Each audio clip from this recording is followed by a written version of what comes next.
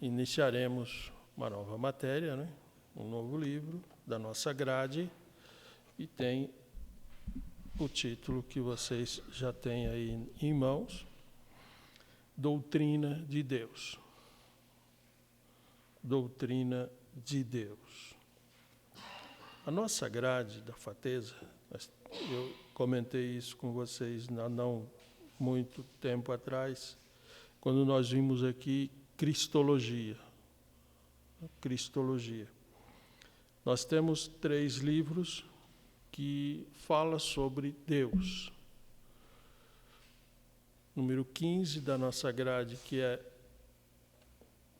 o Espírito Santo, terceira pessoa da Trindade. O 19, que é Cristologia, segunda pessoa da Trindade.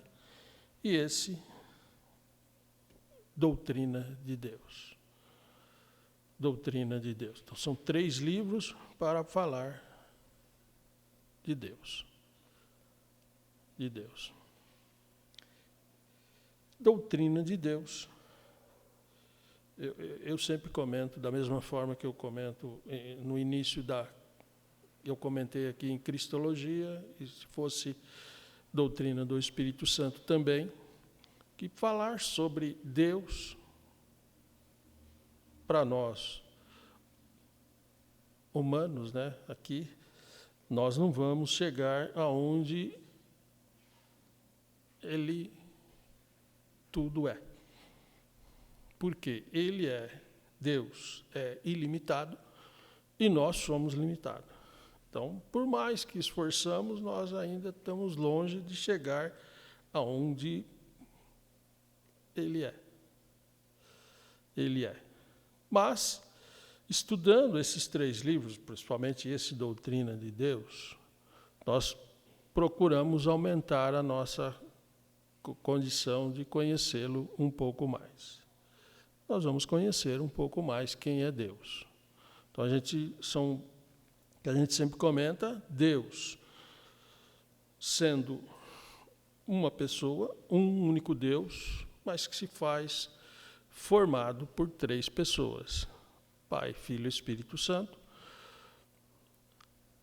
a Trindade, né?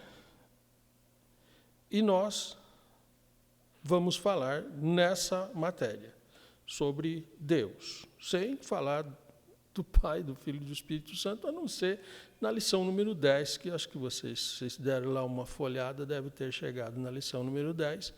A lição número 10 é sobre a Trindade. Quando estudamos doutrina do Espírito Santo, falamos sobre a Trindade. Quando falamos de Cristologia, também falamos sobre a Trindade. Doutrina de Deus, também vamos falar sobre a Trindade, que fala do mesmo Deus. Então, um único Deus em 3 pessoas. Nesse também, só que eu acho que é a última lição que falaremos sobre a doutrina da Trindade. Então, Deus, nós não vamos chegar a conhecê-lo todo, mas vamos avançar no conhecimento de quem é Deus, ok? Na capa, nós temos aqui como uma pintura, né, alguém demonstrando como a criação da terra, né, o Senhor, Ele é o Criador. Essa é a nossa capa, matéria que estará sendo comentada neste livro.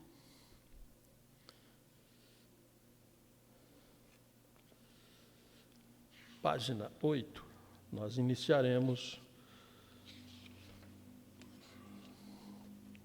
a nossa matéria. Página 8, politeísmo, conceito e evolução. Politeísmo. Os irmãos podem pensar, bom, mas nós vamos falar sobre Deus. Deus, existente, Senhor, Criador, e a Bíblia diz que há um só Deus. Um só Deus. Vamos ver o que o Isaías escreveu no capítulo 43,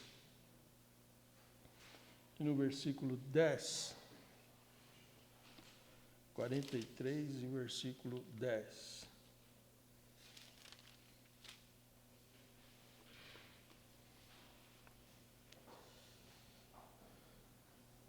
Isaías 43, versículo 10.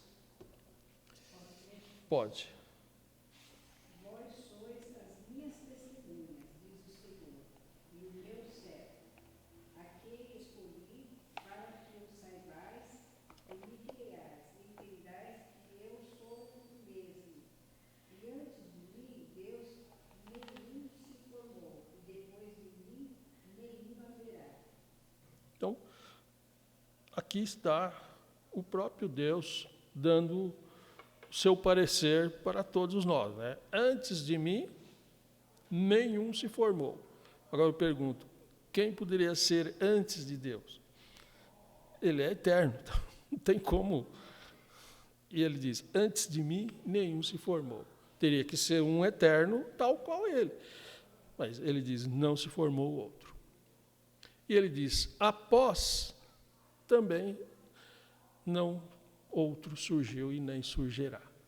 Então nós temos que partir do princípio que Deus só existe um e nada mais. Então, mas e o politeísmo, né? O que é o politeísmo? O politeísmo é o que o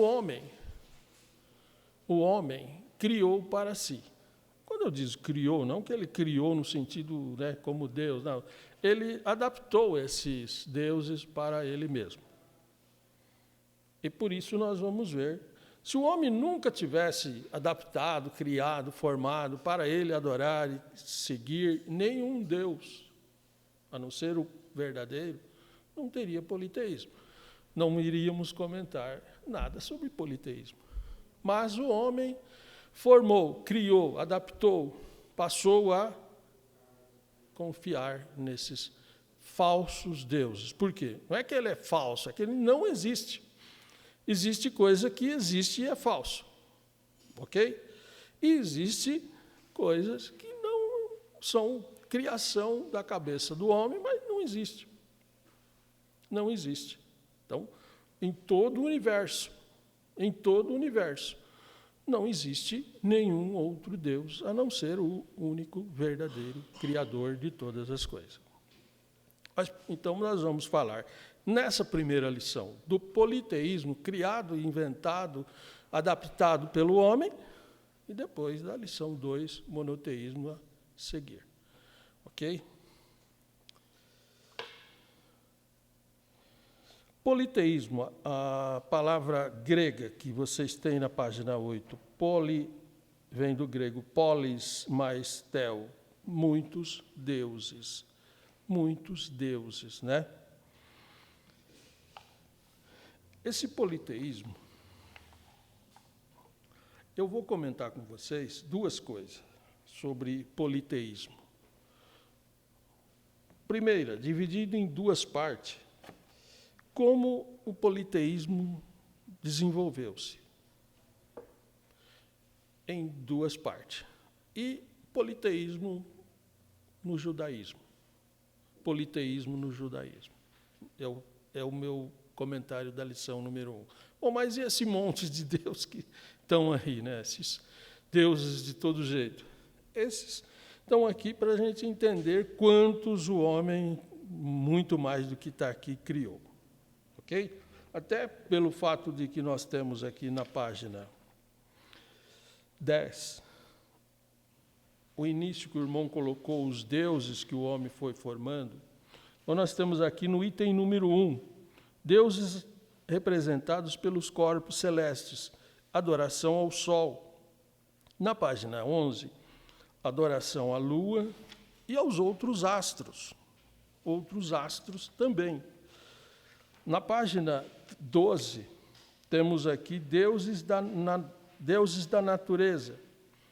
E aqui os deuses que o homem criou da natureza, né? O ar, o oceano, os rios, as fontes, os ventos, o relâmpago, o trovão, são deuses da natureza. Na página 14, minerais e fósseis. Então, o homem criou deuses do ferro, da prata, de pedras, plantas. Ele criou o alho, as árvores, o trigo, Ceres, que era a deusa dos mantimentos, né? Séries. Essa parte aqui nós vamos ligar lá com o animismo, essa parte aqui das plantas e dos fósseis. Deuses do mundo animal, a serpente, o gado, né? O boi ápis, as aves, como o ganso, a cegonha, o corvo, o íbis, a águia, adoração a vários mamíferos, como o gato, o boi, o porco, o rato, o furão, o leão, o crocodilo, o babuíno e por aí afora. Também adoração ao homem. Isso aconteceu principalmente com os egípcios e depois com os romanos. 27 a.C., os romanos entenderam que os imperadores eram descendentes de deuses. Então, ele passou a ser também um deus em Roma, como eram os faraós no Egito, né? Então, aqui nós temos alguns desses deuses que foram formados pelo homem, mas existe muito mais. O irmão comenta aqui no seu livro que no tempo do Império Romano, era em torno de mais ou menos, ou até mais, de 30 mil deuses. Na Índia, isso não está muito distante, eles calculavam em torno de 33 mil. Agora, muitos desses deuses deixou de ser adorados, seguidos, e outros foram iniciados, como cultuados. Então, essa mudança, deuses que o homem foi formando e criando, eles sempre estão em evidência. Isso que começou lá, não terminou. Não terminou. O homem cria esses deuses até hoje. Ele não deixou de existir. Então, isso é o politeísmo, e eu vou comentar agora com os irmãos o surgimento do politeísmo. Por que surgiu tantos deuses para que o homem o adorasse, o prestasse adoração, culto, confiança nesses milhares de deuses? Vou comentar com vocês o seguinte. Deus, a Bíblia, no capítulo 1, versículo 1, diz assim: no princípio criou Deus os céus e a terra. Então, Deus criou todo o sentido espiritual, tudo que é a parte espiritual, inclusive os anjos, que são espíritos, ok? Inclusive os anjos, e depois a terra, toda a matéria, tudo que se relaciona à matéria. Então, estava formado a criação e o Senhor começa a criar, num princípio que não se conta tempo. Mas nós conhecemos, biblicamente, lá em Gênesis, no capítulo 1, e depois na sequência, que Deus formou ali um jardim na terra e criou um casal, o homem, naquele lugar. E ao criar o homem e colocá-lo naquele jardim, onde ele tinha de tudo, onde ele estava com a sua esposa ali, ele conhecia o seu Criador. Ele sabia quem era Deus. Por quê? Deus se fazia presente nesse lugar. Deus se fazia presente ali no jardim. Nós vimos que quando o homem pecou, lá no capítulo 3, que quando Deus se aproxima, eles tentam esconder-se de Deus. Isso dá a entender que eles, não sei como é que Deus chegou, se eles ouviram qualquer passo. Eu sei que eles perceberam, olha, o Senhor está se aproximando. Eles perceberam, como a Bíblia não cita, mas eles perceberam para se esconder-se. Isso nos dá a compreender que Deus estava presente e tinha comunhão com eles. Deus, ao criar o homem, vamos pensar por esse lado, Deus, quando criou o homem, criou da forma que ele quis fazer. Ele não fez de qualquer jeito. Não, eu vou fazer um ser humano, né, o homem, a mulher, mas eles têm que ser como eu quero fazer. Quando você vai fazer alguma coisa, você faz aquilo que você entende ser o melhor para você. E Deus criou o homem, o ser humano, primeiro, para adorá-lo, para ser um adorador. Não ser um ser sem que estivesse alheio à adoração. Outra coisa, ele criou o homem, e o homem ia ser dependente dele. Não um ser humano que não dependesse de nada, que não estivesse não preocupado com Deus. Então, Deus criou o homem para o adorá-lo. Deus criou o homem, e o homem ia depender dele. Ok? Então, Deus, ao criá-lo, sempre estava lá com ele. E dava segurança. Então, esse era o ser que Deus criou. Isso vai até o capítulo 2. No capítulo 3 é que vem o problema. O homem peca. O homem falha. E, ao falhar, ele foi expulso do jardim. E agora aquela comunhão ficou afetada. Não havia mais aquela comunhão que vai da criação até o capítulo 2. Agora houve uma separação. Não que Deus, veja bem, não que Deus abandonou o homem. Bom, você pecou, agora é problema seu, eu não tenho mais nada, não vou estar mais com você. Não, Deus não abandonou o homem. Veja que aquela comunhão do Éden, lá no jardim, ela foi afetada. Deus não estava mais com eles da forma que estava antes. Mas Deus não os abandonou. Porque nós vamos ver que Deus falou com o Caim. Após ele matar o Abel. Deus falou com ele. E Deus continuou falando com os homens. Só que aquela comunhão, ela foi afetada. E nesse sentido, nós vamos encontrar que naquelas duas linhagens que ocorreu antes do dilúvio, que deu-se após os filhos de Adão, através de Sete e através de Caim, formou-se duas linhagens. A linhagem de Sete era uma linhagem que, após Enos, passou a invocar o Senhor. Passou a buscar o Senhor. E o Senhor ouvia-os. E a linhagem cainita, ela passou a se distanciar-se cada vez mais do Criador. A ponto que esse distanciamento levou-os a própria linhagem de Sete a ir se envolvendo com os cainitas, e no dilúvio sobrou só 8 almas. Sobrou só 8 almas para continuar após o dilúvio.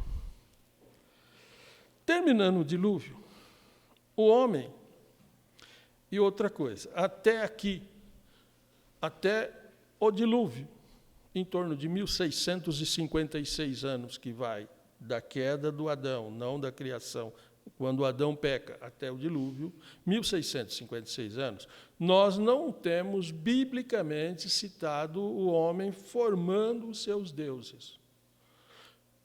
Ele formou? Ninguém pode afirmar que sim e nem que não. Mas a Bíblia não tem nenhuma citação que o homem construiu qualquer imagem e passou a adorar qualquer outro Deus. Ok? Passando-se o dilúvio. Vamos entender que o homem, depois do dilúvio, o homem, ele após o pecado, ele vai se distanciando de Deus. Deus está no seu lugar, mas o homem vai se distanciando, envolvendo cada vez mais com o pecado e se afastando do Criador. E quanto mais ele vai se afastando, ele vai perdendo toda a noção de Deus, de um Criador, de um Senhor, e ele foi criado para isso, para adorar a Deus e ter a dependência de um superior. Então aí ele vai começar o quê? Formar para ele deuses. Ok? O raciocínio, o porquê do politeísmo, que entendemos dentro do que o homem foi criado para adorar a Deus, servir a Deus, depender de Deus, e o pecado veio afastá-lo. Não que Deus o abandonou. O homem se afasta de Deus. O homem vai regredindo, envolvendo-se com o pecado e vai criar os seus deuses. Segundo ponto a ser considerado. Esse é o primeiro. Eu falei que ia considerar 2 pontos aqui. Segundo ponto. Na parte espiritual, isso nós vimos em Cristologia, existe 2 manifestações espirituais, correto? Quem se lembra? A espiritual de Deus, do Espírito Santo, e a demoníaca, correto? Então, essas 2 manifestações, nós temos que estar sempre atento a elas. Por quê? Eu disse no início que os deuses criados aí, ou todo o politeísmo, ele não existe. Ele não existe. O próprio Paulo diz, quem são os ídolos? O que é o ídolo? Ele não existe. Mas existe a manifestação demoníaca do diabo. Essa é a que procura, às vezes, enganar as pessoas e o próprio homem. Por exemplo, nós sabemos que, ao criar os anjos, e foi lá no céu que entrou o pecado. Foi lá que iniciou o pecado, não foi no Éden. Foi lá que Lúcifer se rebelou contra Deus, e de lá ele foi expulso com 1/3 dos anjos que ele levou a confiar nos seus enganos. E ele levando 1/3 desses anjos, que depois entendamos ser aí milhares e tantos demônios que ainda estão aqui na Terra, o que ocorre? Essas manifestações demoníacas, elas sempre existiram, existe hoje, enquanto a igreja estiver aqui na Terra, a não ser no milênio, que eles vão todo lá para o abismo, né? Mas ainda estão aqui. Então, existe essa manifestação demoníaca que pode enganar as pessoas. Por exemplo, se não existe nenhum outro Deus, outra coisa, Deus não criou nenhum ser para o representá-lo assim como, olha, ele lá é como um Deus em determinadas áreas. Ele criou os anjos para estar a dispor dele para o trabalho, mas não como um ser a ser adorado e a ter uma responsabilidade como Deus. Então, Deus não criou outro Deus. Correto? Ele criou os anjos, criou o homem como pessoas. Os anjos estão ao seu dispor para realizar aquilo que ele quer realizar. E eles trabalham nesse sentido. Mas não como um Deus, para ser adorado, para fazer... Não, isso Deus é único. Então, partindo desse princípio, de que os demônios e o diabo é o grande enganador, e que todos os deuses não existem, mas ele pode agir nessa área para enganar. Por qual motivo? O diabo, ele sempre quis ser adorado. Ele sempre quis ser adorado, porque ele foi inicialmente um adorador, um ser perfeito.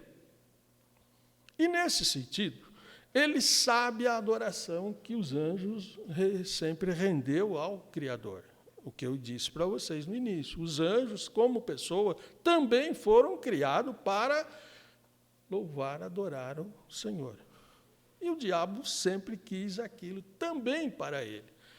Só que, por exemplo, aqueles anjos que ficou com o Senhor não tem chance nenhuma. Os anjos que ele levou, os demônios que estão com ele, ele pode até dizer, você é obrigado. Mas isso não é uma adoração espontânea. Não é assim? Quer dizer, se você é obrigado a fazer alguma coisa, você pode até fazer porque você é obrigado. Mas isso não parte da sua espontaneidade de fazer aquilo. A adoração que Deus recebe, que Deus quer, e que isso é agradável a Ele, é aquela que os anjos, que nós, a sua igreja, o homem, o adore espontaneamente, sem que Ele obrigue. Isso é adoração. E é isso que Ele sempre quis. Então, Ele não tendo essas oportunidades, Ele entra e, enganando as pessoas, Ele está, às vezes, por trás desses falsos deuses, mas Ele está lá agindo. Ok? Então, essa é uma das alternativas de que nós estamos falando, no sentido seguinte: se os deuses não existem, tudo que essas pessoas fazem, não há nada, não acontece nada, não há nenhum movimento. Existe, mas não é de Deus, não é daquele Deus, é do inimigo. Ok? Então, esse é um lado. Porque, às vezes, a pessoa fala, não, mas lá, esse Deus, aquilo, a gente faz isso, existe isso, acontece isso, tudo isso, mas não é aquele Deus, é o inimigo por detrás. Por exemplo, se for num centro espírita, essas pessoas, eles são adivinhos. Eles contam tudo aquilo que às vezes ocorreu com alguém, e ele nunca nem conhecendo aquela pessoa. Mas é uma manifestação espiritual que as pessoas ficam, olha, como é que ele pode fazer isso? Ele tem alguma coisa de Deus. Não, ele não tem nada de Deus, ele tem dos demônios. É isso que ocorre. O que leva ele a ter aquilo e falar, olha, você fez isso, você fez aquilo, você passou por isso? É uma revelação demoníaca.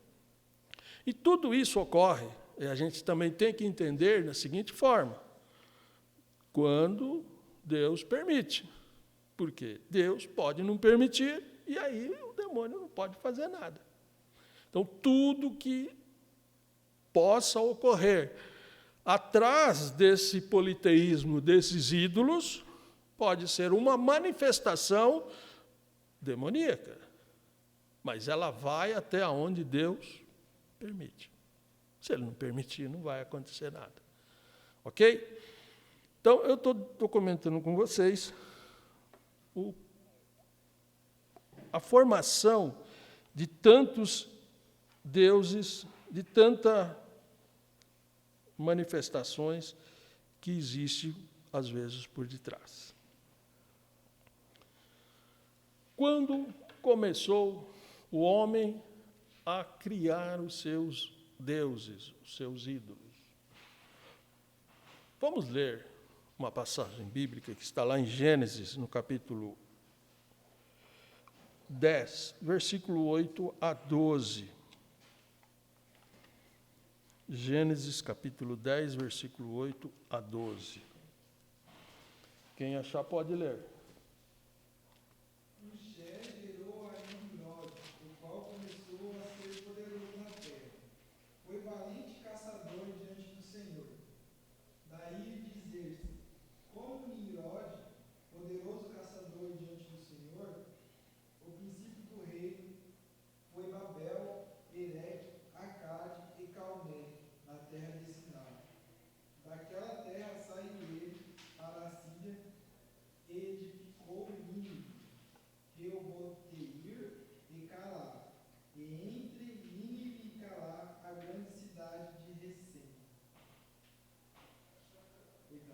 Isso, até o número 12.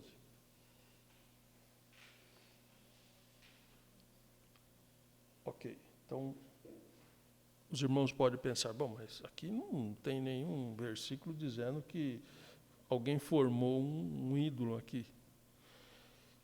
Eu vou colocar para os irmãos o seguinte: existem escritores que têm alguns históricos, se é exato ou não, que esse Nimrod, E os versículos dizem que ele se tornou poderoso na terra.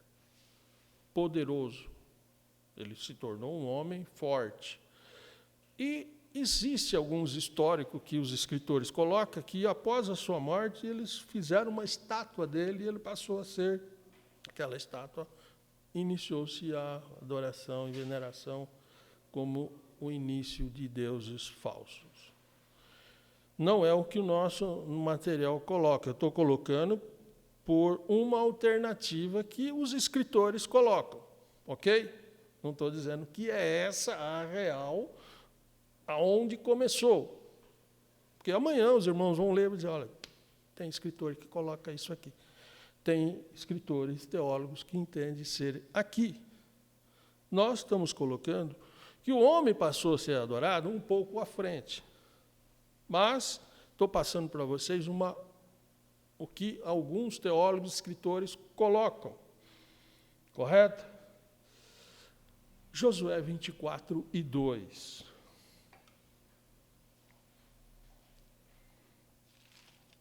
Josué 24 e 2.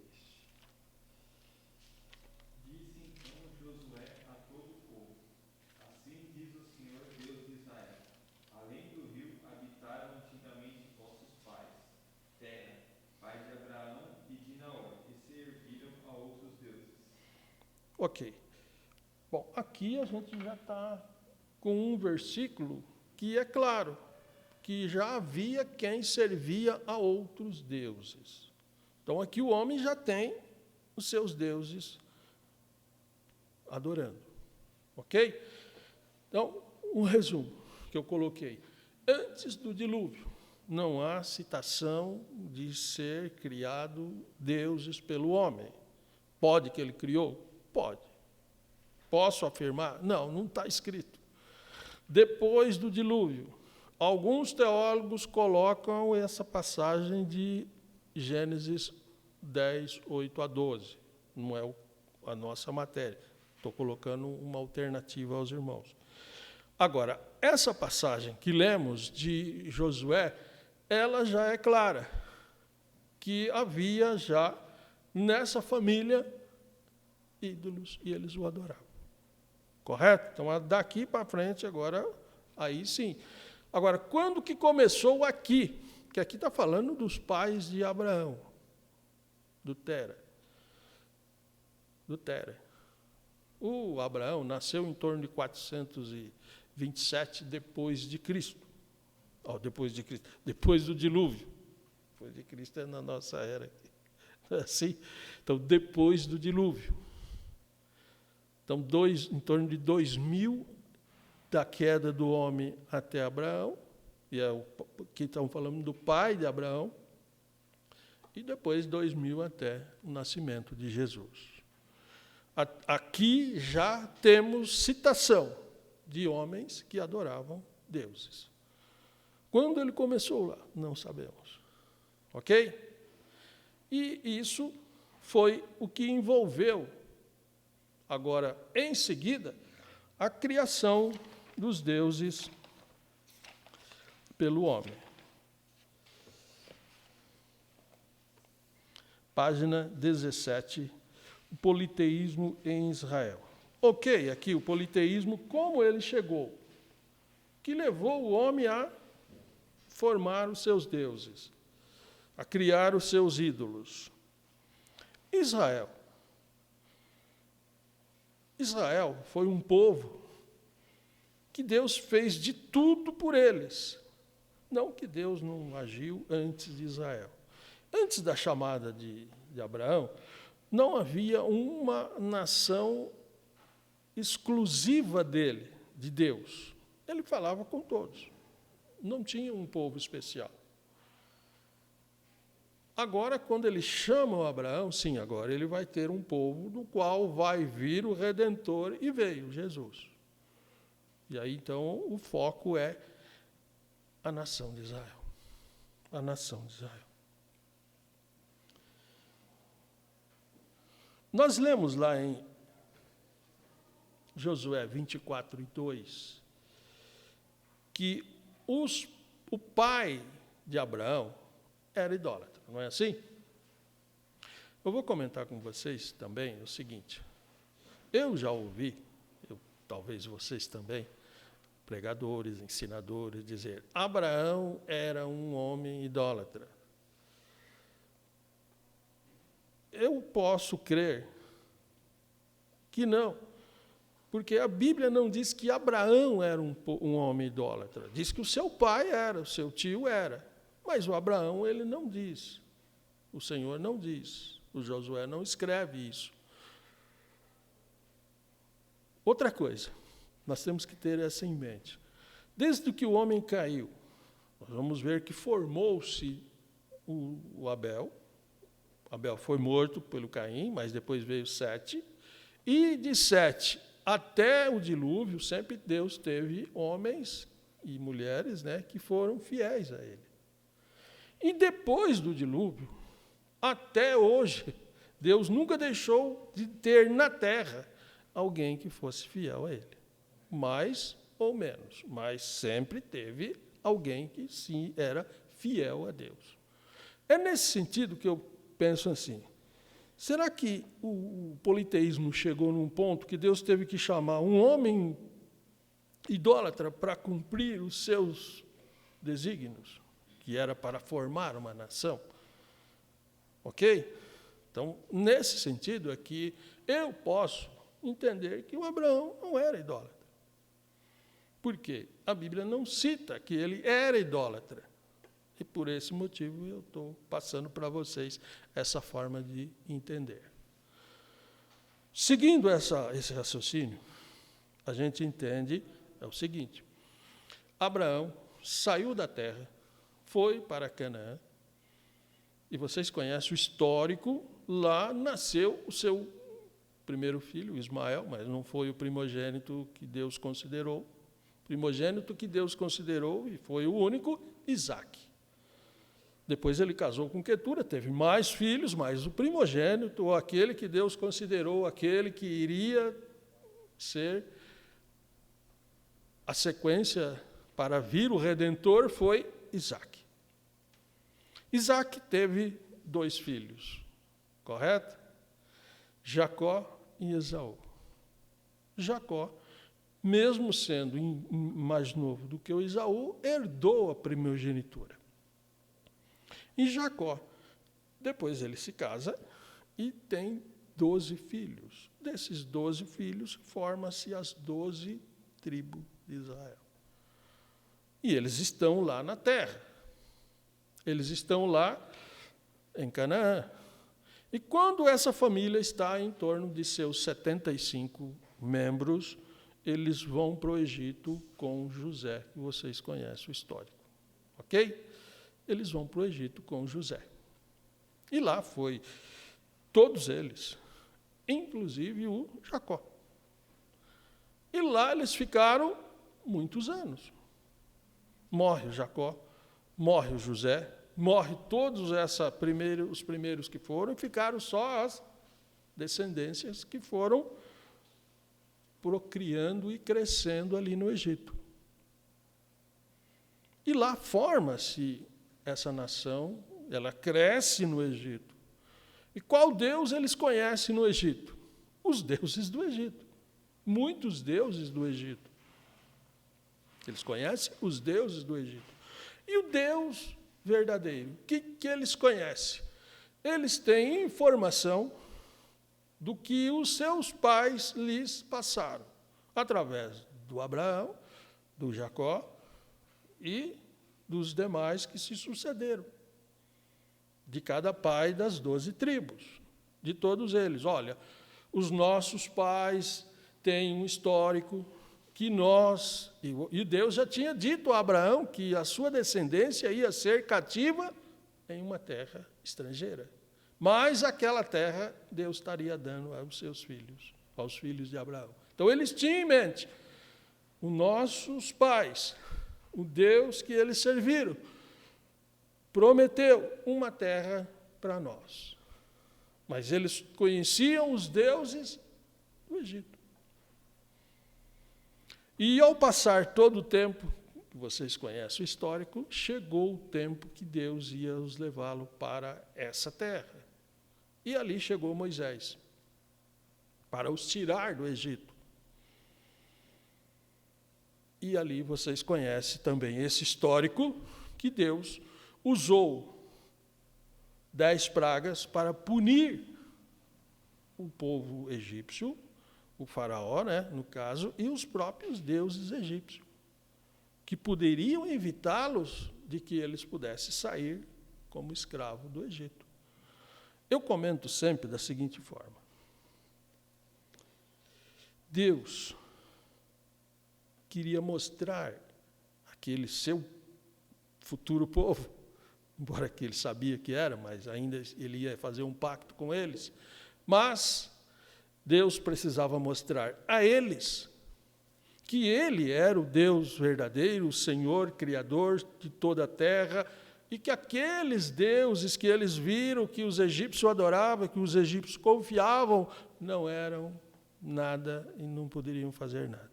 E Ele, o Deus que eles iam servir, esse era poderoso. Por quê?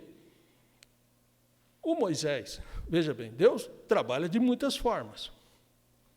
O Moisés chega ao faraó e diz: olha, estou aqui, o Deus, né, de Israel me enviou para que eu aqui leve esse povo para a sua terra, nas minhas palavras, né, para prestar-lhe culto, e aquele povo era escravo ali.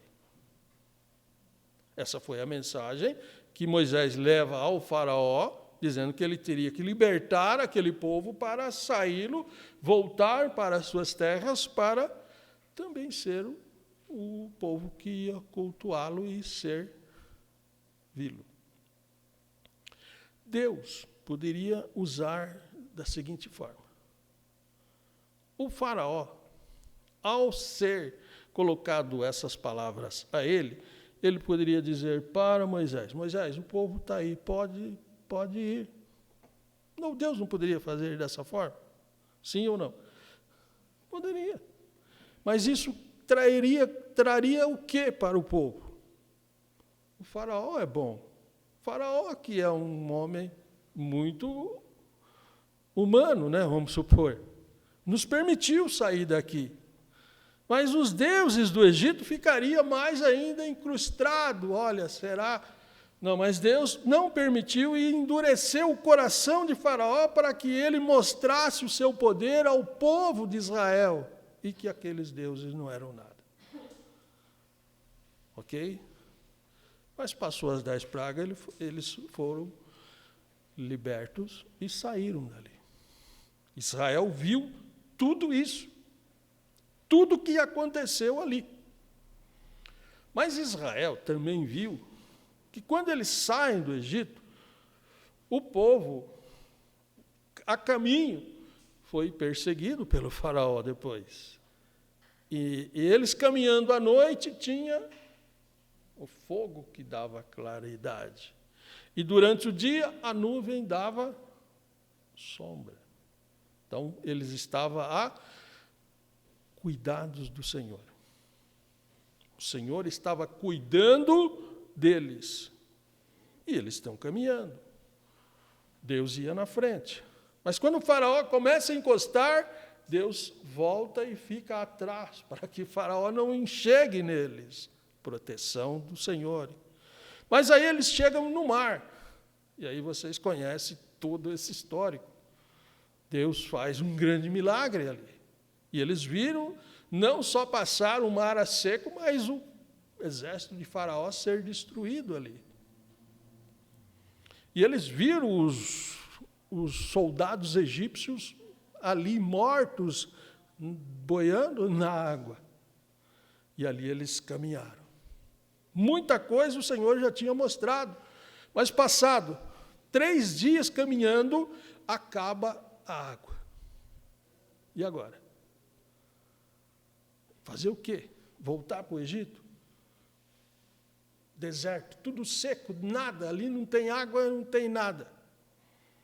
Isso nós temos a entender o seguinte: o homem dependendo de Deus 100%. Se não for a providência de Deus, morreria 100% deles ali. Mas Deus mostra que cuida. E eles chegam num oásis, tem água. Mas a água era amarga, não dava para tomar. A água não poderia ser doce? Não era. Mas aí o Moisés clama e Deus fala, pega uma madeira aí e toca na água. Moisés tocou, a água ficou potável. E todo mundo se saciou, pôs água nas vasilhas e vamos em frente. Caminha mais um pouco, acaba a comida. Agora não tem o que comer. Ali não tem supermercado, não tem nada, não tem plantação, é só pedra, só morro. Fazer o quê? Se Deus não providencia, não escapa nenhum, morre todos. Nós temos que enxergar isso e entender Deus cuidando do seu povo. Eles eram dependentes de Deus 100%. Mas hoje também somos. E ali o Senhor enviou o maná. Enviou a comida para eles, enviou cordonizes, enviou o maná. E eles não morreram de fome. E esse maná, que começou a cair, não muito distante, não muitos dias que eles saem do Egito, ele ficou caindo os 40 anos que eles estiveram no deserto. Eles entraram na terra, maná está caindo. Eles plantaram na terra, maná está caindo. Quando eles colheram o fruto da terra que eles plantaram, parou o maná. Deus cuidando deles. Mas, eu não vou ser detalhista, mas depois que eles continuam, eles chegam num deserto terrível, deserto de Sim. Eles estão a caminho do Sinai. Eles caminham 3 meses do Egito ao Sinai. E nesse deserto, não tem água de jeito nenhum. Nem água amarga, nem água doce, nada. Ali não tem água nenhuma. E ali o povo se vê animais, jovens, velhos, tudo. Não tem água. A providência de Deus, se Deus não cuida, não sobra nenhum, morre 100% no deserto. E ali não tinha nada, não tinha oásis, nada, seco. E o povo clama, Moisés, agora como que faz? Mas o Senhor não estava preocupado. Vocês conhecem o histórico. Ele chama Moisés e diz, a rocha está aí, Moisés, toca nela. E ele toca, a água jorra, água saudável. E o povo se sacia da água. Deus mostrando quem Ele é. E dizendo ao povo, vocês dependem de mim. Eu criei para vocês depender de mim e eu cuido de vocês. Eu quero que vocês me adorem, mas me adorem espontaneamente, sem eu forçar. E Ele está mostrando. Mas aí eles chegam no Sinai. E lá eles acampam. Ali eles ficaram 11 meses. Lá eles fazem o tabernáculo, tudo. Tudo eles fazem lá. Mas antes de tudo, o Senhor chama Moisés e diz, Moisés, sobe aqui que, como eu vou colocar nas minhas palavras, tenho que te falar alguma coisa. Moisés chega, o que foi, Senhor? Olha, você vai lá, reúne o povo e faz uma proposta para eles. Se eles quiserem que eu seja o seu Deus, agora é o pacto. Deus não chegou e falou, vocês saíram do Egito, eu tirei vocês de lá, agora vocês têm que ser o meu povo, eu vou ser o Deus de vocês. Não, Deus deu a escolha para eles. É vocês que vão escolher. Vocês devem, é como se eu dissesse assim, vocês viram quem eu sou, o que eu fiz, o que eu posso, e agora vocês conhecem os deuses do Egito, os deuses dos povos, então agora vocês têm a oportunidade de escolher. Então você propõe para eles, Moisés, se eles quiserem, eu vou ser o Deus deles e eles vão ser o meu povo. Só que eu só exijo 3 coisas deles. Ser um povo santo, especial, sacerdotal. Tá bom. Moisés desce, reúne o povo. Estou colocando no que eu... Olha, eu estive com o Senhor e Ele fez uma proposta para vocês, para todos nós. E Ele diz o seguinte, toda a terra é dele. Mas nós temos a proposta, primeiro cai para nós. Nós podemos ser o seu povo. Para isso, Ele exige 3 coisas. Ser um povo santo, especial, sacerdotal. Aí o povo levanta a mão. Queremos, aprovado. Moisés vai lá. Senhor, o povo aceitou. Tá bom. Então, ele entrega a lei. Aí vem a lei. Vamos ver. Êxodo 20, 1 a 5.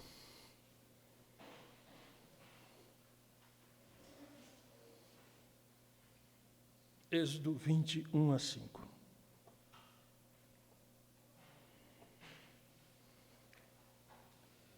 Quem achar pode ler. Então falou Deus todas essas palavras. Eu sou o Senhor, teu Deus, que te tirei da terra do Egito, da casa da servidão. Não terá outros deuses diante de mim. Não farás para ti imagem de escultura, nem semelhança alguma do que há em cima nos céus, nem embaixo na terra, nem nas águas debaixo da terra.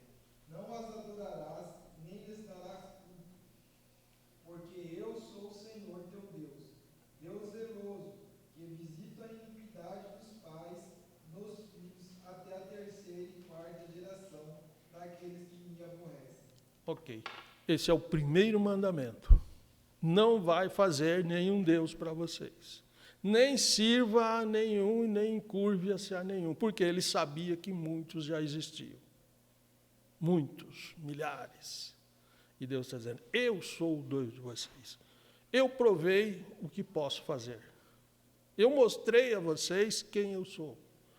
Embora muito mais ele teria ainda que fazer. Mas ele não está dizendo aqui que eles teriam que ser o seu povo sem que ele mostrasse o que ele é, o seu amor, a sua bondade, o que ele é como Senhor. Então, o primeiro mandamento é esse. Vocês não vão adorar ídolos, não vão criar outro Deus, não vão servir outro Deus, não vão se encurvar a eles. É comigo, eu sou o Deus de vocês. E vocês sabem que não foi longe, eles fizeram um bezerro de ouro. Eles falharam. Mas, durante esses 40 anos aí, houve muitas falhas, mas Deus sempre esteve com eles. Está certo que, de todos os que saíram do Egito com 20 anos para cima, só entrou 2 na terra, mas os que vieram mais novo do Egito e os que nasceram no deserto, Deus cumpriu a sua palavra. E eles entraram na terra. Vamos ver. Juízes, capítulo 2, versículos 7 a 12.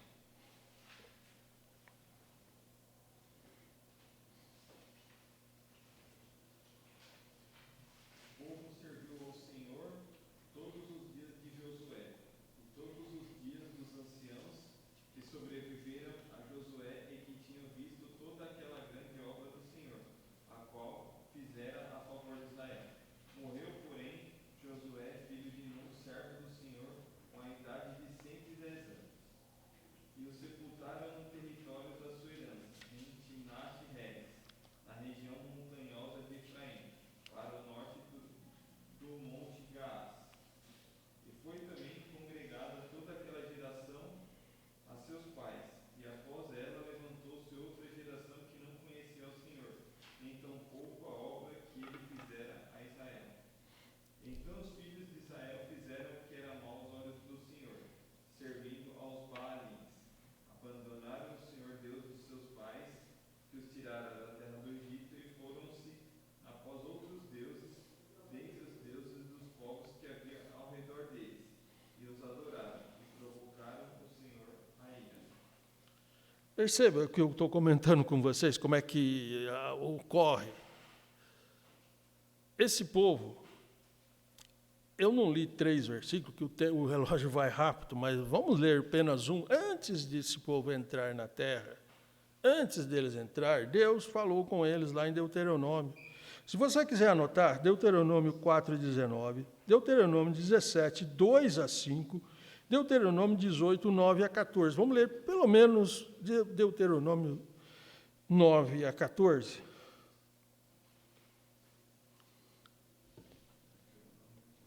Capítulo 18, 9 a 14. É uma passagem bem conhecida e vocês já devem até saber o que se trata. Deixa-me que o destrua e apague o seu nome de debaixo do céu, e farei de ti nação mais poderosa e mais numerosa. Não, é Deuteronômio. 18, 9. Ele vai dizer: quando entrares na terra. Quando entrares na terra que o Senhor teu Deus te dá, não aprenderás a fazer conforme as abominações daqueles povos. Não se achará no meio de ti quem faça passar pelo fogo o seu filho ou a sua filha, nem adivinhador, nem prognosticador, nem agoureiro, nem feiticeiro, nem encantador, nem quem consulte um espírito adivinhador, nem mágico, nem quem consulte os mortos. Pois todo aquele que faz estas coisas é abominável ao Senhor, e é por causa dessas abominações que o Senhor teu Deus os lança fora diante de ti. Perfeito serás para com o Senhor teu Deus. Ok.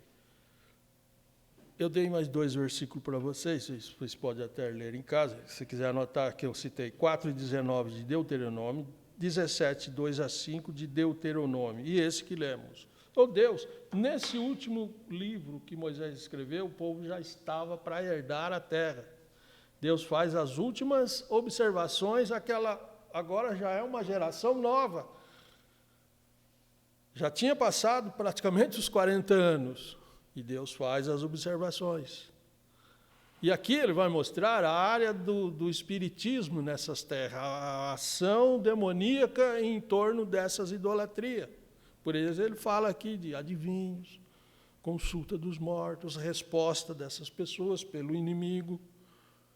É onde eu citei que o inimigo trabalha nessa área da idolatria. E aqui ele vai falar para o povo, dizendo: olha, vocês não façam como eles fazem. Vocês vão estar na terra e ao redor de vocês essas pessoas praticam isso. E quando eles entram na terra, enquanto Josué estava vivo, Josué em torno de 25 anos viveu depois que ele entrou na terra. Aí ele morre. Morre aqueles que eram líderes quando ele estava ali. E aí essa outra geração não conhecia o Senhor. Alguém falhou. Deveriam passar, eles tinham já os escritos de Moisés. Eles tinham essa lei. Mas não foram fiéis, se afastaram de Deus, e o que eles fizeram? Ídolos, foram adorar os deuses dos povos. E dali, nesse período chamado teocrático, que durou em torno de 300 e poucos anos, que vai desde a entrada na terra até o primeiro rei, o ex-Saul. Então, foram 15 juízes até Saul, o povo foi de alto a baixo. Alto a baixo.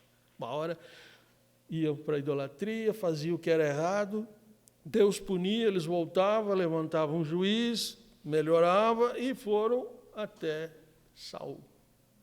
Saul, depois, se Deus dá o rei Saul fica 40 anos, Davi fica 40 anos, Salomão 40 anos, aí divide 2 reinos. Reino do Norte, Reino do Sul.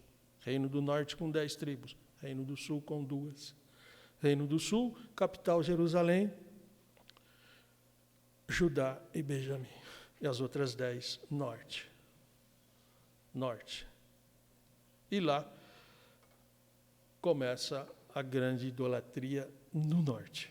Não que o sul também não teve.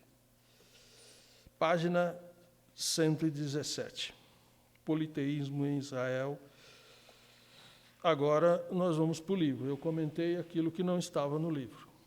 Ok? Sobre o politeísmo, desde quando nós partimos lá da chamada de Abraão. Não 100%, mas colocando os pontos principais para vocês. No tempo...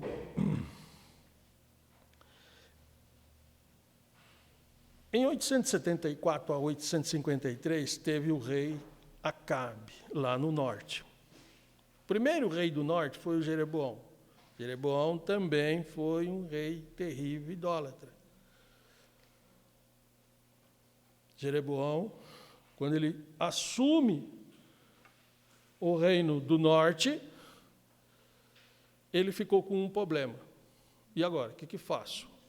Local de adoração e onde se poderia fazer sacrifício a Deus, só tinha um lugar, no templo em Jerusalém. Não poderia fazer em outro lugar, só lá. Só que agora dividiu o país, dividiu a nação em duas. Você tem o norte, é um reino, um rei. Você tem o sul, outro rei, outra nação, embora sendo tudo judeu. Mas... E para adorar e sacrificar a Deus, só era no sul. O templo estava lá em Jerusalém. O que fazer? Eles tinham que sair como era antes e ir em Jerusalém. Só que o Jeroboão pensou, bom, se eles forem para lá, eles é capaz de ir se voltando e eu perco esse governo. Então, o que eu vou fazer? Vou fazer um bezerro de ouro. Veja bem o bezerro aqui em Betel, outro em Dan, e o povo sacrifica a esses bezerros. E esse reino teve 19 reis, nos 208 anos, que foi de 930 a.C., quando morre Salomão, até 722 a.C., quando termina esse rei levado pelos assírios. Todo esse tempo, eles tiveram 19 reis, e todos os 19 falharam nessa idolatria. Ninguém tirou aquilo. Mas o sétimo rei do norte foi o Acabe. E vocês conhecem a história do Acabe. Acabe casa com Jezabel. Jezabel era uma mulher estrangeira, cananeia, de Sidom. Seu pai chamava Etibaal e era sacerdote de Baal. Um deus ali dos sidônios. E como Acabe era um homem um tanto tranquilo, vamos colocar nesse lado, e a Jezabel era uma mulher que impunha, ela traz essa idolatria de Baal e de Azera e envolve Israel. Ao ponto de que, quando o profeta Elias foi perseguido, ele chegou a ponto de dizer, Senhor, aqui só tem eu que sirvo a ti. Só ficou eu. É o caso que vocês conhecem, que Deus falou, não, ainda tem 7.000. Mas o Elias já falou, não, só tem eu não conheço mais ninguém. E ela envolveu-se, aquele reino do norte, com essa idolatria do Baal. E ali, nessa idolatria, os cultos eram com as sacerdotisas prostituindo no templo de Baal. Vocês têm aqui quem foi Baal, quem foi Azera, quem foi Astorete. E aí, vocês conhecem a passagem no sentido de que lá o Elias teve aquele embate com 450 profetas de Baal, ali em Israel, e 400 de Azera. E vocês perceberam que o irmão colocou aqui na matéria, que na realidade Astorete era a esposa de Baal, a consorte, e Azera, na realidade, era uma árvore ou um pau colocado ali para a deusa se manifestar. Veja, a manifestação. Ela se manifestava. Mas era a deusa não existe, mas o demônio existe, ele se manifestava. E nesses cultos, era terrível. Oséias 4, 13 e 14, quem pode ler?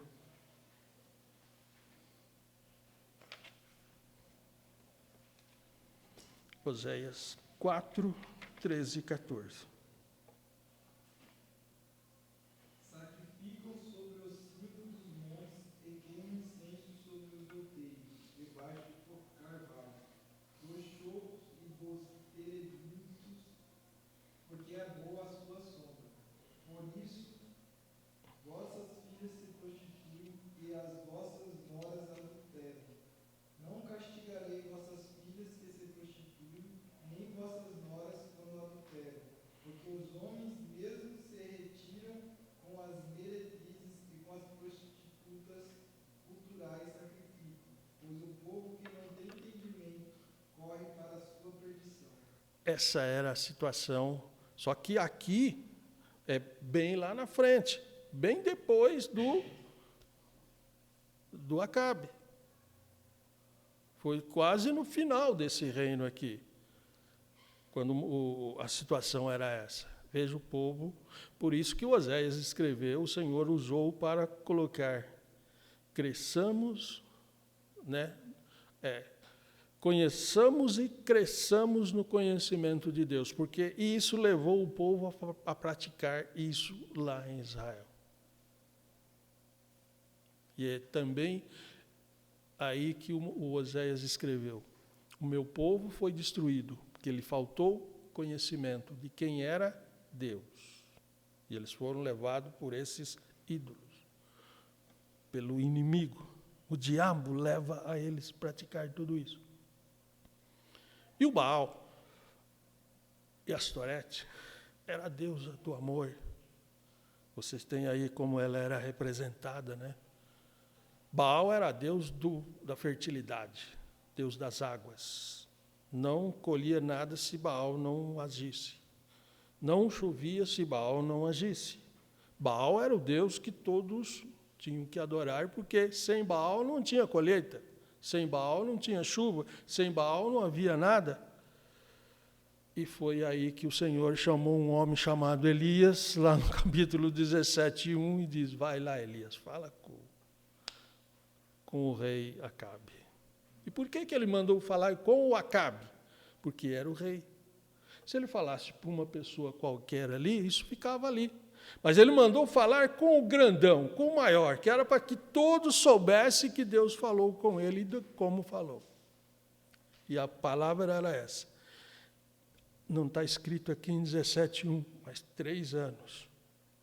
Enquanto eu não, como se diz, sobre a minha palavra, não vai chover em 3 anos. E o Tiago vai falar de 3 anos e meio, né? Eu entendo que quando o Elias chega e fala isso para o rei Acabe, provavelmente o Acabe deve ter rido dele, né? Que bobagem, né? Ele deve ter chegado e falado: ô Jezabel, tem um homem aqui dizendo que vai passar em um tempo sem chuva. Esse é um coitado. Baal, você acha que Baal não vai mandar chuva? Você acha que Baal é nosso Deus? E aí o Elias foi embora. E eles devem ter ficado até tranquilo ali. Ó. Baal, estamos em casa, estamos tranquilos. Só que aí começa a passar o tempo. Passa 1 mês, não chove. Passa 2 meses. Passa 3 meses. Passa 4 meses. Passa 1 ano. Passa 2 anos e seco. Aí ele se preocupa. Passado esse tempo, aí vem o capítulo 17:1, 18:1. Deus fala: vai lá e fala com ele de novo. Aí Elias fala: agora vai chover, Elias. Aí vocês conhecem a história da mão e que veio aquela chuva toda, e depois o embate com os profetas de Baal e de Elias. Por que Deus mandou Elias falar com Acabe? Por esse Deus Baal, que eles tinham como Deus da chuva, Deus da fertilidade. Sem Baal não tinha colheita, sem Baal não tinha nada. E Deus mostra: o Deus verdadeiro sou eu. Chove quando eu quero, não chove, quando eu não quero, não chove. Não tem meteorologista que calcule nada, é eu que domino. Tudo está sob o meu poder.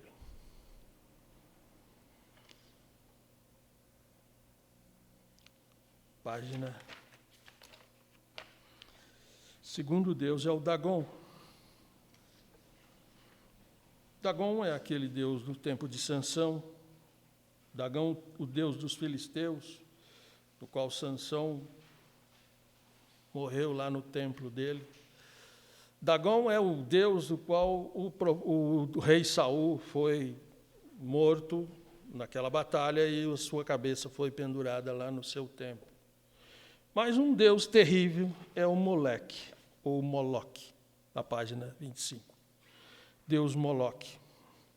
O Deus Moloque, e eu não sei se vocês leram toda essa matéria, onde ele fala do Deus Moloque, que era o Deus dos Amonitas. Quem eram os Amonitas? Os Amonitas eram os filhos de Amon. Quem era o Amon?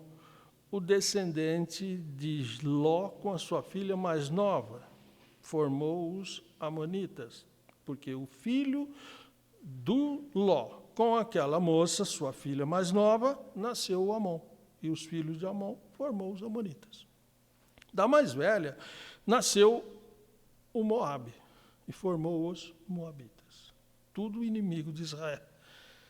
Tornar-se terrível. E esse Deus amonita, o Moloque, a exigência dele era criança. Ação demoníaca. Veja que ele é inteligente. O diabo é astuto, inteligente. Eu vou exigir sacrifício humano. Criança. Ele enganou o povo de Israel e enganava todos, porque Israel sacrificava animais ao Senhor. Ele usa sacrificar animais e criança. E crianças. O tempo não me permite falar muito de Moloque, mas vocês têm aí na matéria que Moloque, no português, é Moleque, né? E que no Brasil, no tempo da escravidão, o Moleque era usado para definir uma pessoa negra, uma criança negra. Porque, na realidade, o moleque é uma criança, é uma criança, vamos supor. Só que o termo veio moleque. E quando ninguém poderia usar o termo moleque para um não negro, era uma ofensa. Tal qual hoje, se você usar o termo você é um moleque, você está ofendendo aquela pessoa. Então veio do Moloque, o Deus que exigia criança. E esse Deus, vocês têm aqui, eu teria muitos versículos para mostrar que Deus proibiu desde lá de Deuteronômio que ofertasse, tanto que o irmão leu lá em Deuteronômio 18, 11 a 14, e ele está dizendo, não acha quem passe o seu filho pelo fogo, porque esse Deus era um Deus que tinha uma mão falsa, assim, de cobre. O pai e a mãe chegavam e ofertavam o seu filho a ele, colocava, ele é o Deus de fogo, a criança colocava na mão dele, a mão abria, a criança caía no fogo lá embaixo. E a esse Deus, reis de Israel, ofertaram seus filhos a ele. O Manassés foi um. O Salomão fez um templo para esse Deus.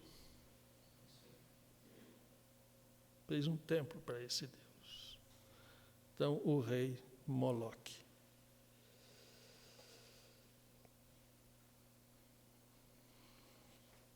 O segundo, nós temos aqui o quarto, o boi Apis, que é aquele que eu comentei do Egito. Por que eles fizeram um boi como Deus lá no Sinai?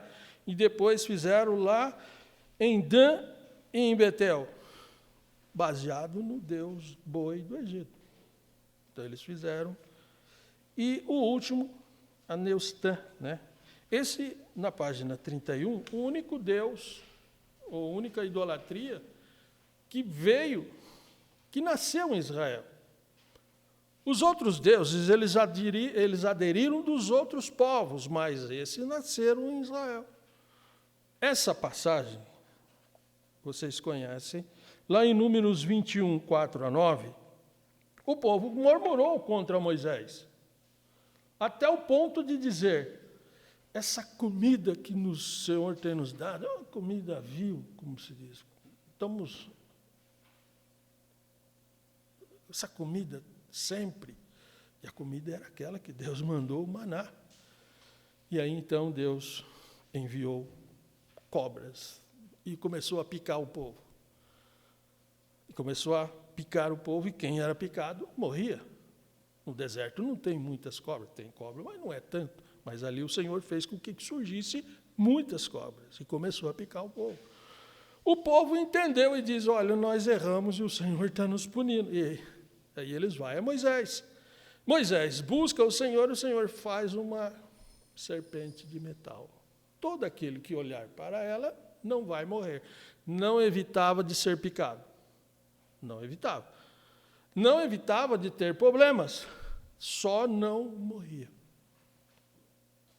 Então ele fez, e aquilo foi a solução de não morrer mais israelita.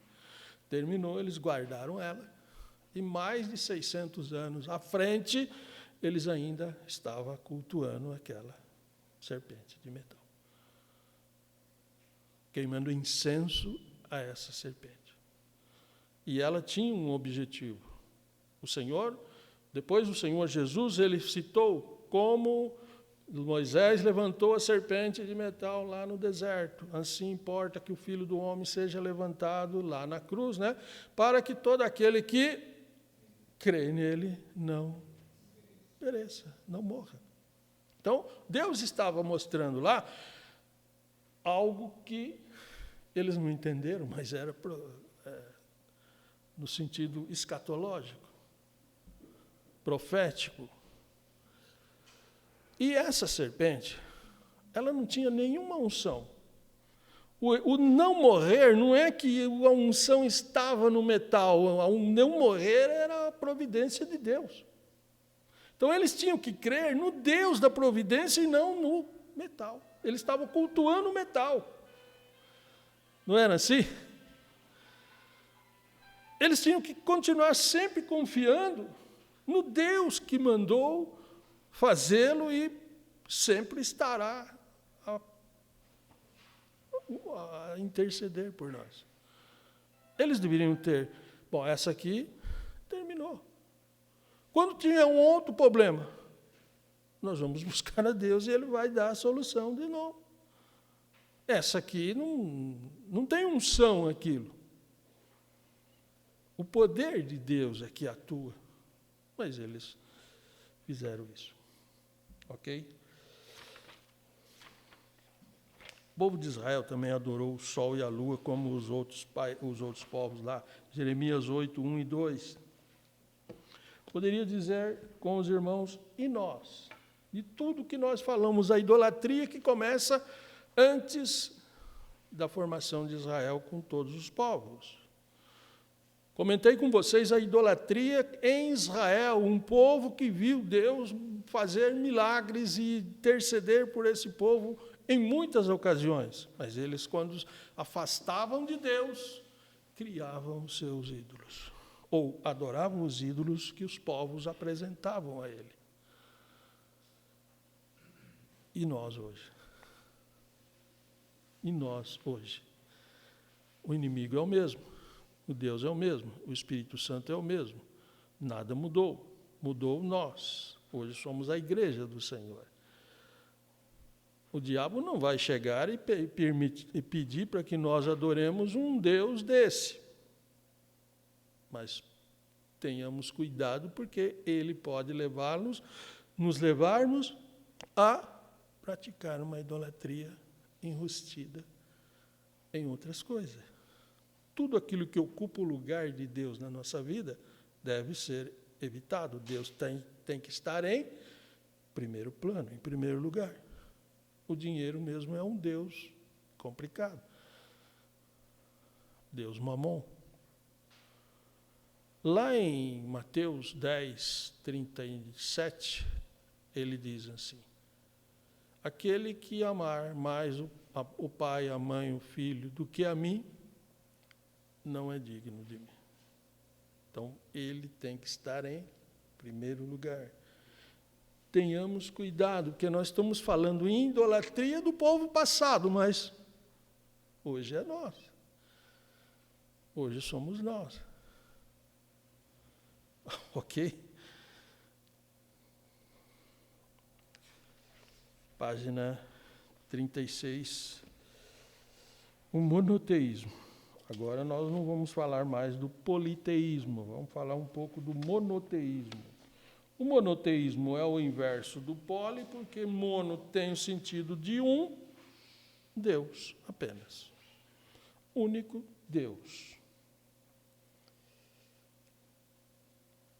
Quando nós falamos Deus, o que é Deus? Deus não é um nome de uma pessoa no sentido como tem o Pedro, João, Maria, José, né? Deus se define que é um ser, o ser que está acima de todas as coisas, criador do universo, ele é absoluto, incontestável e perfeito. Isso eu defino como Deus. Ok? Página 37, a gente tem aqui algumas definições. Um Deus poderoso, como nós vimos, ele é absoluto, poderoso, criador de todas as coisas e sustentador do universo. Temos aqui os versículos, um Deus pessoal. Pessoal é o quê? Que ele conhece todas as pessoas. Pessoal. Ele conheceu todos do passado e conhece hoje. Por isso ele se define como um Deus pessoal, né? Então o irmão coloca aqui no livro o caso do Jó. Mas temos muito mais casos que ele falou diretamente com a pessoa. O caso do Moisés. E muitos. Um Deus que criou o mundo, o criador e sustentador de tudo. Um Deus soberano, que ninguém coloca nada a ele fazer, ele é soberano, não tem nada acima dele. Isso é soberania. Um Deus monoteísta, do monoteísmo, como nós vimos na página 38.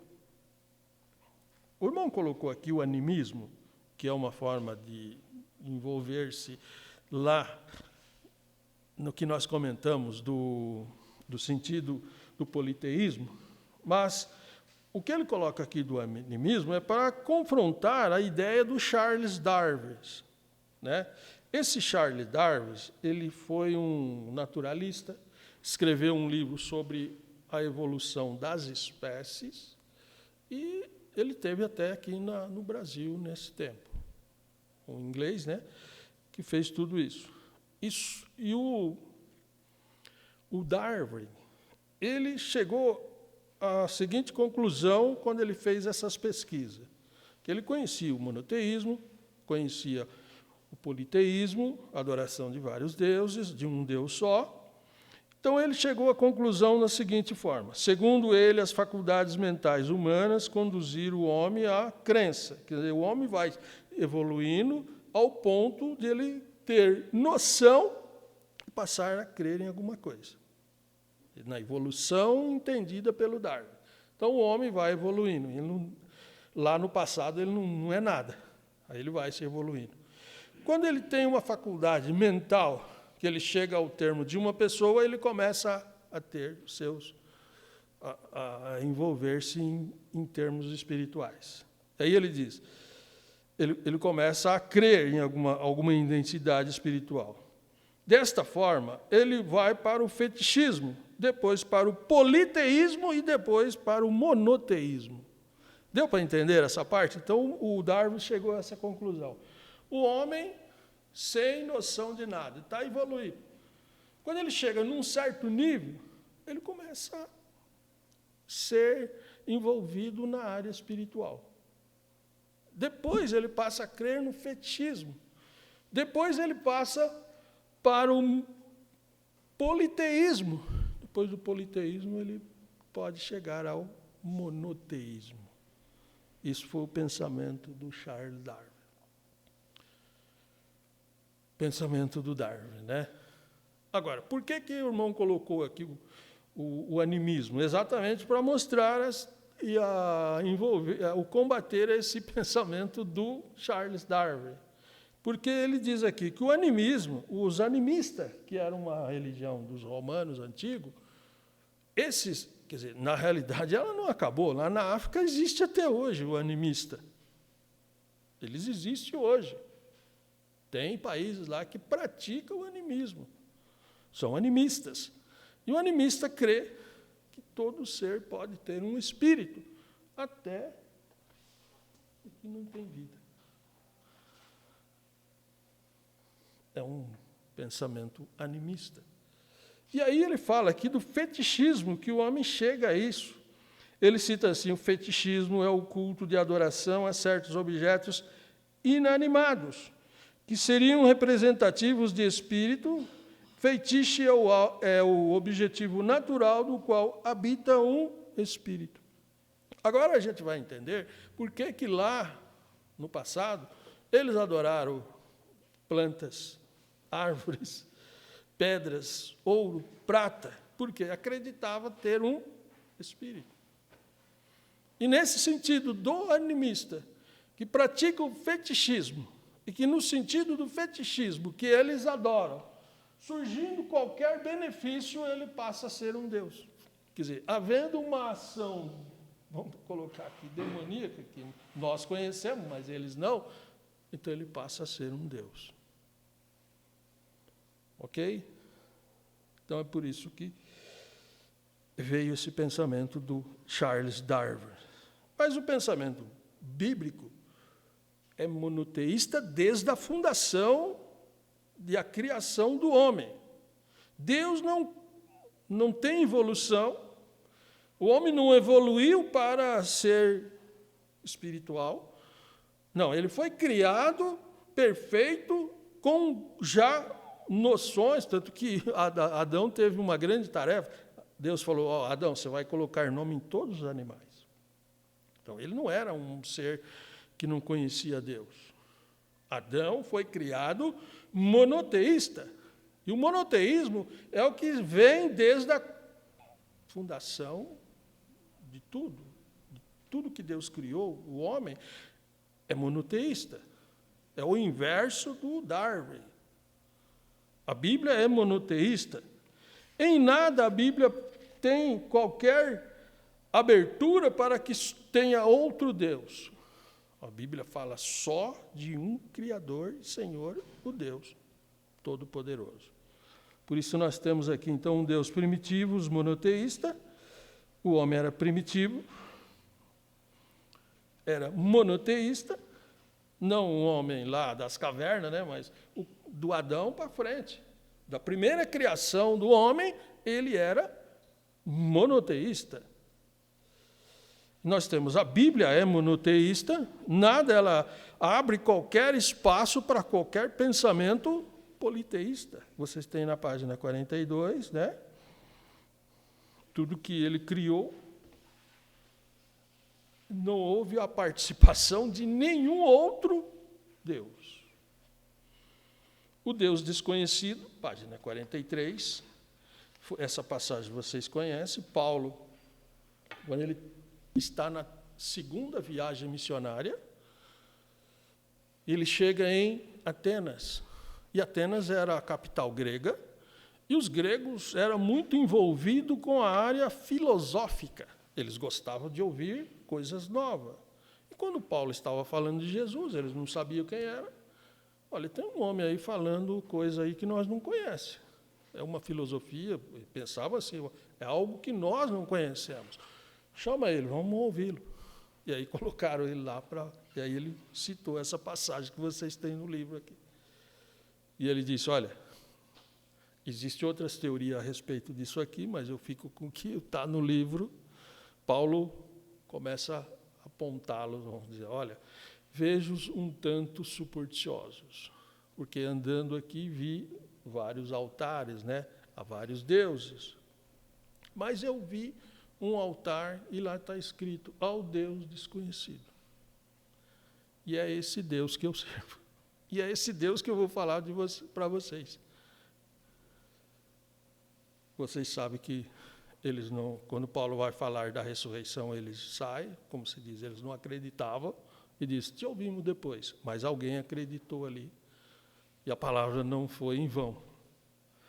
Mas, aqui, o que nós queremos colocar é o seguinte, o povo grego tinha muitos deuses, que eles entendiam ser conhecido deles. E fizeram um altar para um desconhecido, como se diz. Nós adoramos esse e aquele, vamos fazer um altar que pode que tenha um outro que nós não conhecemos.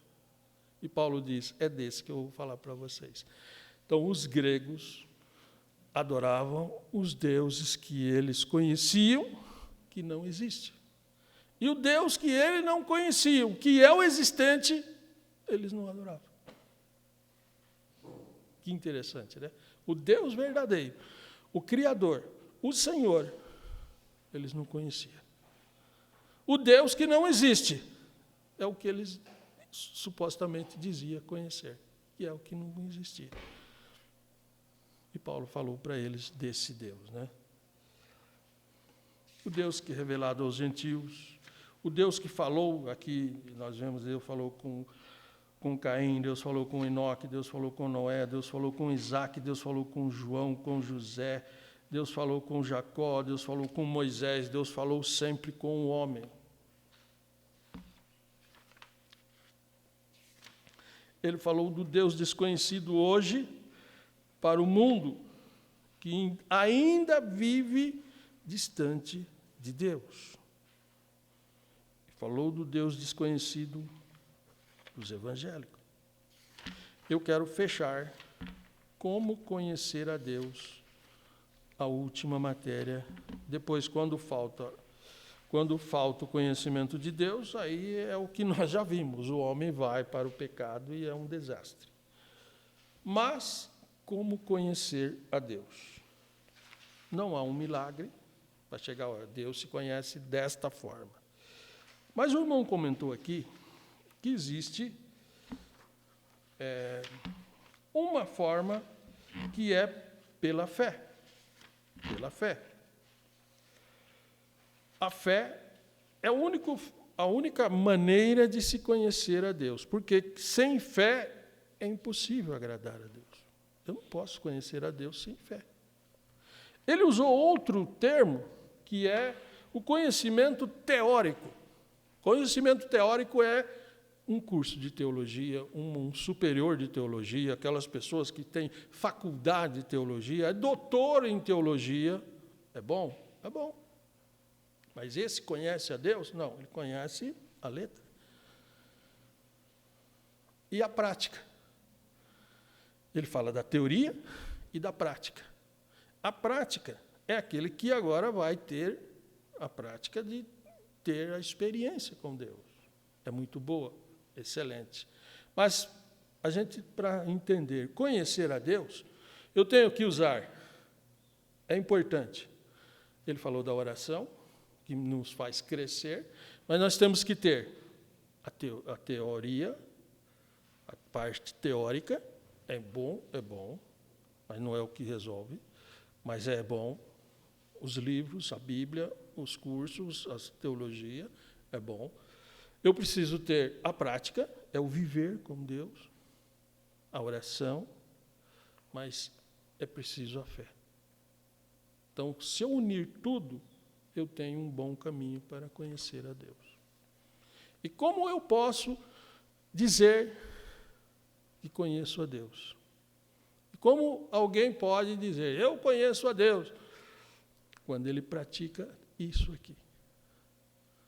E ele vive conforme viveram os nossos irmãos lá no passado, possamos viver hoje. Hoje, eu fecho, o tempo já me disse que eu tenho que parar.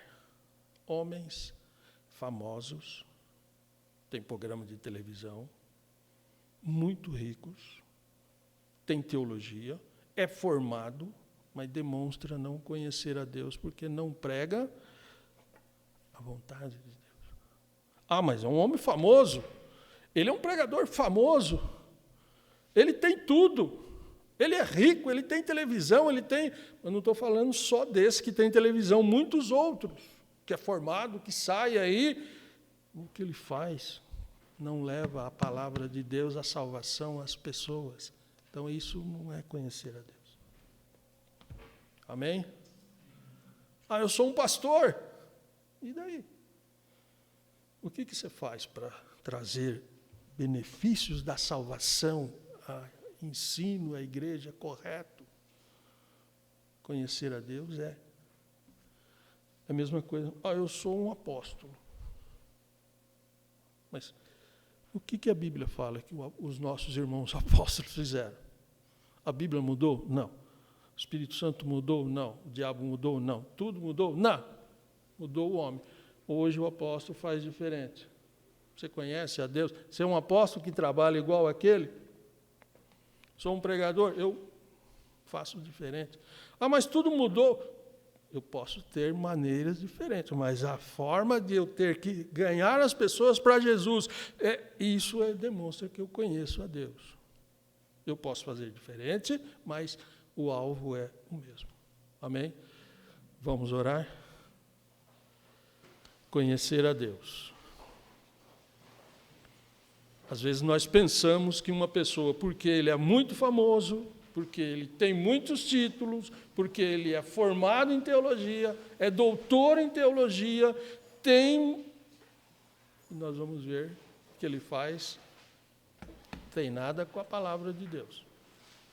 Senhor Jesus, te agradecemos por esta noite, mais uma vez aqui estarmos reunidos na tua casa.